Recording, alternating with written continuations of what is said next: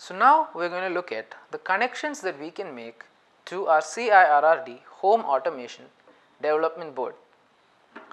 So as we discussed, using this development board, we will be able to control electrical appliances at home using a Bluetooth device like your mobile and an app that you can install on your mobile. But looking at the connectivity paths on the development board, first let us look at connecting a Bluetooth module. So this is a Bluetooth module, this is HC05, the model number of this Bluetooth module, and on your development board there is a port dedicated just to connect your Bluetooth module over here.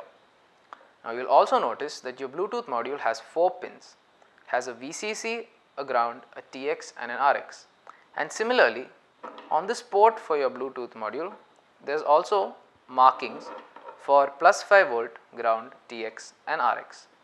So similarly make sure that you give the VCC and ground marked here, that is the plus 5 volt and the ground marked here on your Bluetooth module, correctly coinciding with the plus 5 volt and the ground marked beneath the port.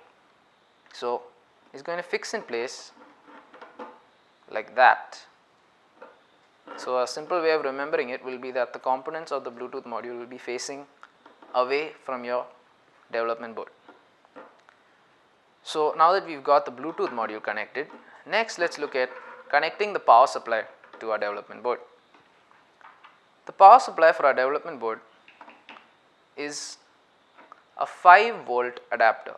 You can use an adapter which can be plugged in here, but you want to make sure that the specification of the adapter is 5 volt and a minimum of 1 ampere.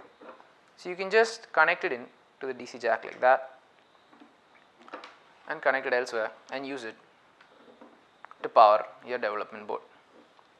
Now coming to the last part, how is this development board going to serve as a means to control our electrical appliances at home? Well, as you know, every electrical appliance at home is controlled usually by a switch. When you turn on your switch, the electrical appliance will come on, and when you turn off your switch, the electrical appliance will come off.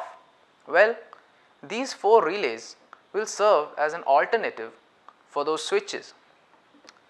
So essentially what I mean is, if you look at the wiring of any of your switches, you will notice that there is an input coming in as well as there is a wire taking an output out. So instead of giving those wires to the switch, the input that is coming in to your appliance, to your switch, you are actually just going to give it to any of these parts over here, and you are going to take your output from here, from the other pin or rather the other slot, you are going to take it and then give it to your electrical appliance.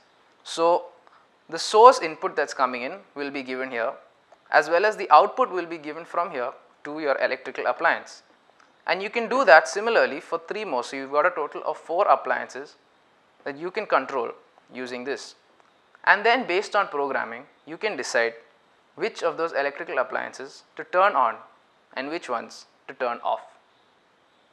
So one more last thing that you really want to make sure about, you really need to be careful about, is that supposing you have given an AC source input to any of these, you want to make sure that you do not have any physical contact with these parts that have been soldered here, because if you do, you might receive a shock.